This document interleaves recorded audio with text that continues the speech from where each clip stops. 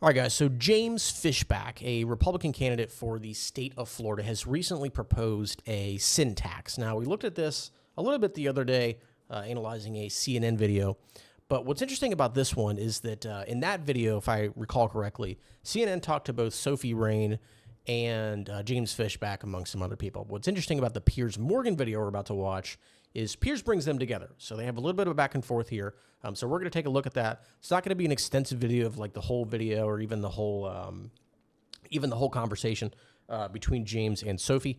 But with that said, still some things I'd like to point out here. As I can do this more full time, I'll have more time to be thorough, more time to dive deeper into things. But for now, I'll just be honest about how little and how much I do know about things.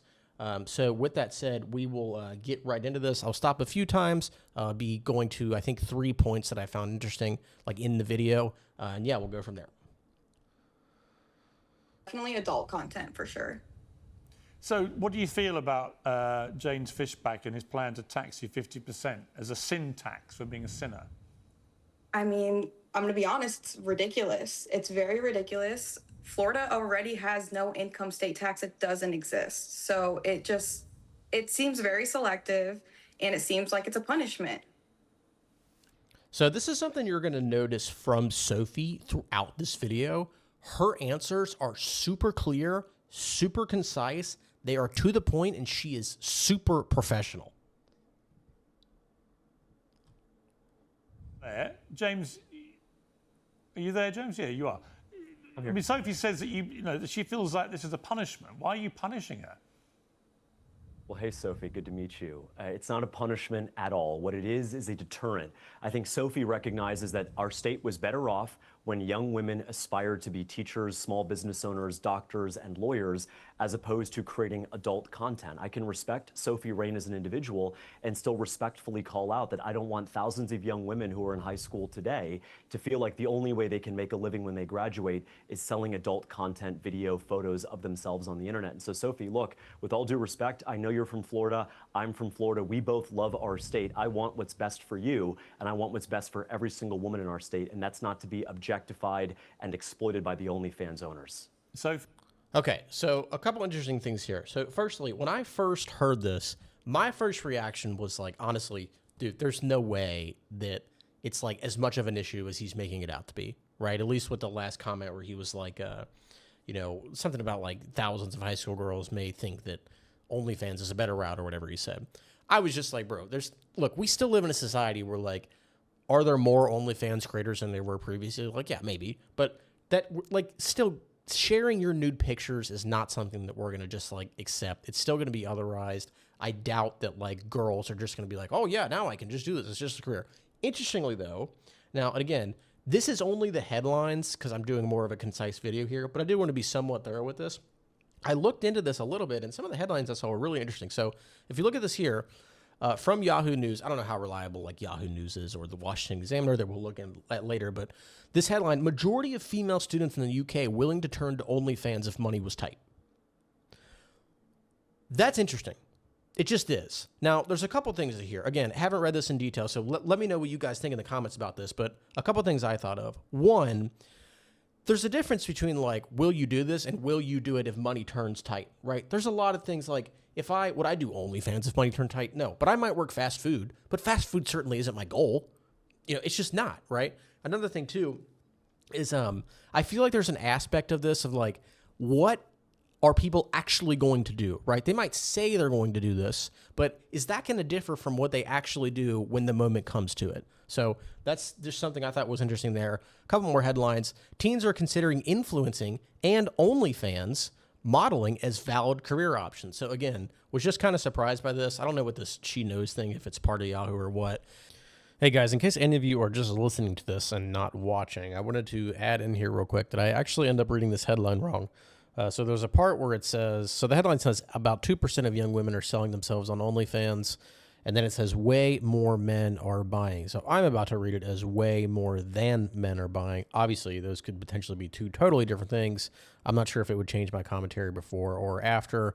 I think in the moment I realized this, but just read it wrong. But just in case, I just wanted to throw it in there that it may or may not change my commentary and just let you guys know of this mistake. Thanks. And then this from the Washington Examiner, about 2% of young women are selling themselves on OnlyFans, way more than men are buying. Now, that looks like it might be saying something like a little different than the previous ones. I'm not sure. I'm not sure if 2% is a lot. Way more men are buying. Definitely a factor here. Like, if you're going to talk about the OnlyFans situation, it is men buying as well. And so, like, that is a factor, whether you like it or not. Like, it's not just the women doing the content. It's also men buying. Now, we'll get to a little bit later that I actually think you can have a balance of, like, look, you want to have a life. Like, personally, would I ever have an OnlyFans? No. But can I picture a situation in which somebody has an OnlyFans and lives a reasonable life? Absolutely. So, but we'll get back to the video here. What's your State, and that's not to be objectified and exploited by the OnlyFans owners. Sophie? What's your response to that? I feel like as adults, we are all able to legally make our own decisions. And I think that we should also educate a lot more on all of these opportunities that you're speaking of, because I just don't think that we should be singling out any individual for what they choose to do. So again, clear, concise answer. I actually, I don't disagree with the notion of wanting to like deter people away from wanting to like sell their bodies, right? As a general rule. But one, I'm not married to that position. Data can change my mind. And two, I think the issue is when the government comes into play here, right? Because this feels like a slippery slope, and it's not something where like cigarettes, because cigarettes are something that I think causes more like obvious direct harm. I don't think you can make an argument of living a healthy life, or at least an optimized healthy life, and smoke cigarettes. That just doesn't seem right to me. Now, I'm not a data expert on cigarettes, but from what I've heard my whole life, that's how it seems. OnlyFans, though, I can see it being a situation where you're a buyer or a seller, and it's like, would I do it? No. Would I advise women to do it? Maybe not. I would be uncomfortable with my daughter if my daughter did it, frankly. But that doesn't mean that like she has to always agree with what I do or what I think. And women should have the freedom to do this, and you can live a reasonable life, and you can live a reasonable life and be on OnlyFans or purchase from OnlyFans. That's not like impossible to me. But again, back to Sophie's response, very short, concise. And I like that she brought up that like we can have all these things. We can have education on careers. We can have promotions in certain careers, and even put forward like ethical teachings without the government like telling us what to do. Now, I'm not saying she said like exactly that, but something to that effect, in the sense that I resonate with, maybe not exactly what she said, but something very similar to what she said. And I just feel like you can do that. You can have that kind of like ethical teaching without the government just like jumping in and telling you what to do, right? There's the difference. We can be moral leaders without the government jumping in every single time. So we will, I just think that's a huge part of it, but then we'll continue here. So Fishback responds again. James? Well, I want to single out drug dealers, Sophie. I want to single out people who are committing crimes in our society. And so as governor, my responsibility is very simple. I want to make sure that there is a path. I'm not going to be one of those Republicans she's not who's going committing to any attack crime. women. Okay, so you see Piers with like an obvious objection here, right? And so this seems, it comes across a little bit, I think, to some people. It's going to come across as silly. Now, I don't know if he did it explicitly as much with this comparison, but he makes another comparison later to like slavery. And it's one of those things where it's like, I feel like I know what he's trying to say, at least with the slavery comparison, because what he's trying to do is say, I think, just because something, what he's trying to do is stop things that he thinks are immoral. He's not trying to stop them because he thinks they're illegal. It's because they're immoral. So he's bringing up like slavery used to be bad, or not, I'm sorry, slavery not used to be bad. Obviously it's still bad, always has been bad. Slavery used to be legal. That doesn't mean it was good, right? That's not the same. That's not the same thing. Committing, if you were to, be a drug dealer and that was legal, some people would argue that's still doesn't necessarily make it a good thing. That's the point he's trying to make about the OnlyFans. Now, I'm not saying that I agree with his tax. I'm just saying he does this thing multiple times where he does these comparisons, at least from the little bit I saw of this video, and it doesn't seem like he's understanding how it's landing. Women. And it seems to me that your initial assertions before we spoke to Sophie, that she was, that people like her on OnlyFans are enslaved, they're being exploited, and then you do an analogy just now to drugs and whatever, which are illegal, obviously. Nothing she's doing is illegal. It seems to be entirely of her own free will. She's very happy doing it. She's very popular I don't believe in free will, though. doing it. You know, under the First Amendment... Well, have you asked her that, Piers? Have you asked her if she's happy? Under the By the way, I mean that literally. Like, I don't believe in free will. I'm not making fun of anybody on this panel. I don't believe that. Just a little funny note there. First Amendment of the US Constitution, what business is it of yours to stick your oar in and want 50% of her cash?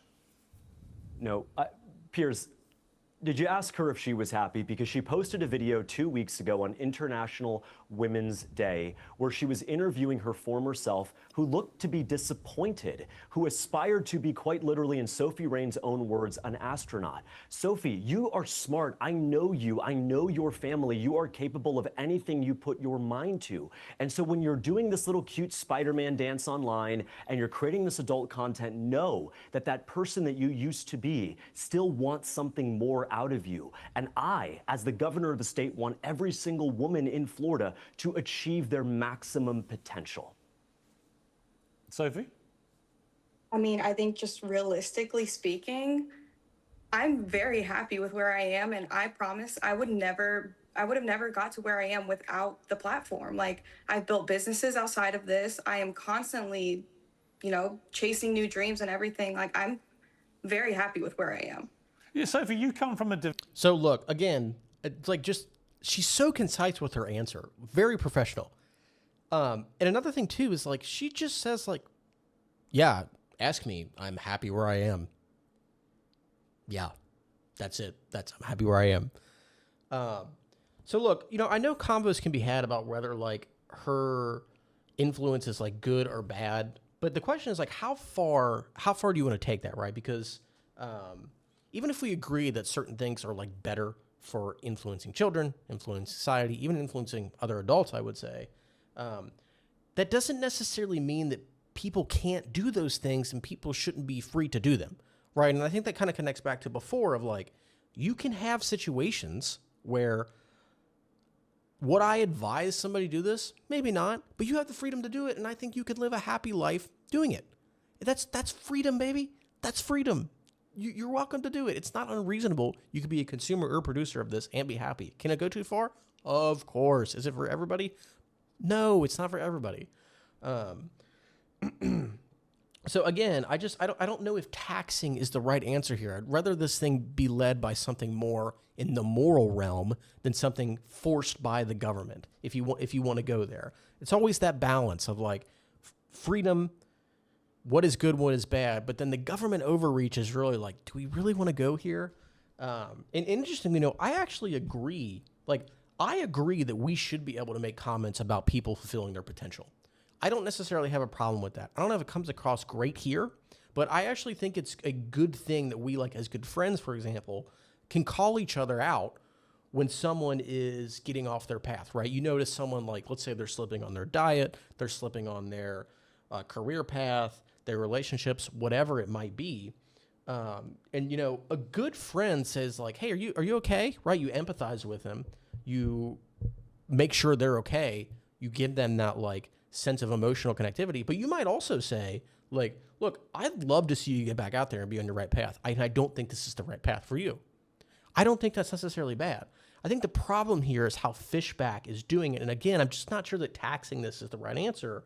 And I don't think that, OnlyFans creators and fans, again, it's not necessarily that if you're a producer or consumer of OnlyFans that you're just like bad. So look, let me know what you guys think. I thought this was super interesting. I thought some of the articles were interesting. Maybe sometime next week and we'll dive like deeper into this. I'm not sure. I've been getting back to Twitch streams a little bit. That's been really great. But yeah, like, subscribe, comment, donate to the Patreon if you guys want to. Let me know what you think, and I will see you in the next one. And the Patreon, all that will be down below. Thanks.